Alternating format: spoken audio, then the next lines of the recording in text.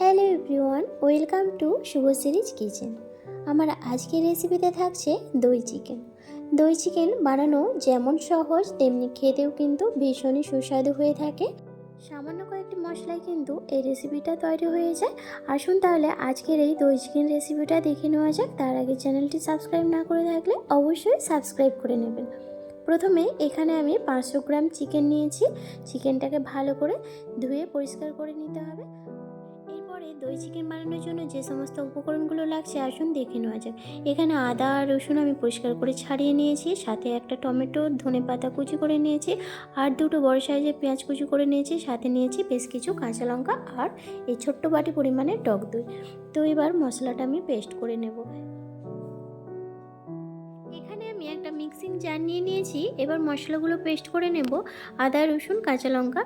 আপনারা চিকেনের পরিমাণ যতটা থাকবে সেই হিসেবে মশলার পরিমাণটা নিজেদের মতো করে নিয়ে নেবেন। এবার চিকেনটা আমি ম্যারিনেশন করে নেব। প্রথমেই ওর মধ্যে দিলাম 1 চামচ লবণ, তারপর পেস্ট করা আদা রসুনের পেস্ট 1 চামচ, তারপরে দিয়ে দিয়েছি 1 চামচ হলুদের গুঁড়ো, লঙ্কার গুঁড়ো, সাথে জিরে গুঁড়ো, ধনে গুঁড়ো, আর সবশেষে দিলাম এই ছোট্ট বাটি পরিমাণে 1 বাটি পরিমাণ টক দই। এবার সমস্ত উপকরণ সুন্দর করে কিন্তু মেখে নিতে হবে ভালো করে। আমার মাখা হয়ে গিয়েছে। এবার এইদিকে গ্যাস অন করে আমি কড়াই বসিয়ে দিলাম। কড়াইতে দিয়ে দিলাম সর্ষের তেল। সর্ষের তেলটা একটু গরম হলেই ওর মধ্যে দিয়ে দেব গোটা গরম মশলা। এখানে নিয়েছি তেজপাতা, লবঙ্গ, আর দিয়ে দিচ্ছি এলাচ, সাথে একটুখানি জায়ফল। জায়ফলটা দিলে কিন্তু চিকেনের ফ্লেভার যেমন ভালো হয় তেমনি কিন্তু টেস্টটাও সুন্দর লাগে।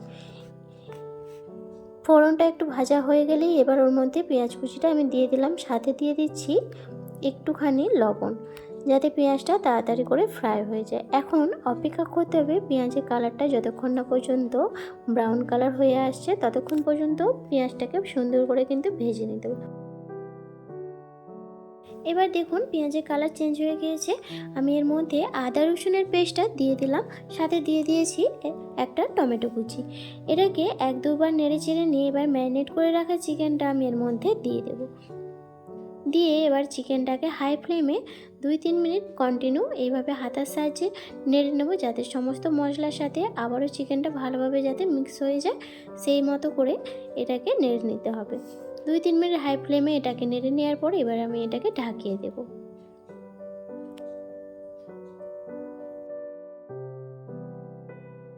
4 থেকে 5 মিনিট ছাড়া ছাড়া একবার করে ঢাকনা খুলে এইভাবে হাতার সাহায্যে নাড়িয়ে নিতে হবে, না হলে কড়ার নিচে যাতে বসে না যায়। তাই 4-5 মিনিট অন্তর অন্তর কন্টিনিউ কিন্তু এইভাবেই চিকেনটা রান্না করতে হবে যতক্ষণ না পর্যন্ত সুন্দরভাবে কষানো হয়ে আসছে। তো আমি একবার নাড়িয়ে নিলাম, আবারও একবার এটাকে ঢাকিয়ে দেব। আবারও 3-4 মিনিট পর আবার ফিরে আসবো। তো আপনারা দেখতে পাচ্ছেন চিকেন থেকে কতটা পরিমাণে জল ছেড়েছে। জলটা যতক্ষণ না পর্যন্ত শুকিয়ে আসে ততক্ষণ পর্যন্ত আমাদেরকে এইভাবে একইভাবে কিন্তু রান্নাটা করে নিতে হবে। আবারও আমি ঢাকিয়ে দিলাম। দেখুন এইভাবে ঠিক আস্তে আস্তে আপনারা বুঝতে পারছেন চিকেনের কালারটাও যেমন চেঞ্জ হয়ে আসছে আর জলের পরিমাণটাও কিন্তু কমে আসছে। এই পর্যায়ে দেখে আপনাদের নিশ্চয়ই মনে হচ্ছে চিকেনটা প্রায় কষানো হয়ে গিয়েছে।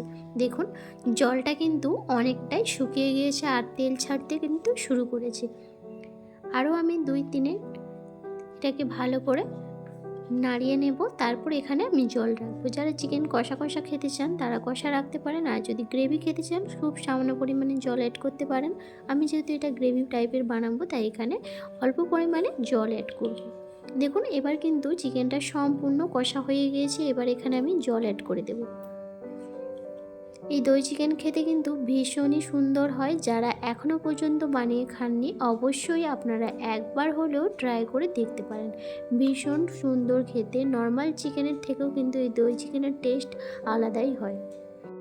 জলটা দিয়ে দেওয়ার পর এবার আমি এটাকে ঢাকিয়ে দেব। 5 মিনিট ফুটিয়ে নেব। যেহেতু এটা ঢাকিয়ে ঢাকিয়ে চিকেনটা রান্না করা হয়েছে তাই চিকেন কিন্তু 50% সেদ্ধ হয়েই গিয়েছে, আর কিন্তু খুব বেশি সেদ্ধ করার প্রয়োজন নেই।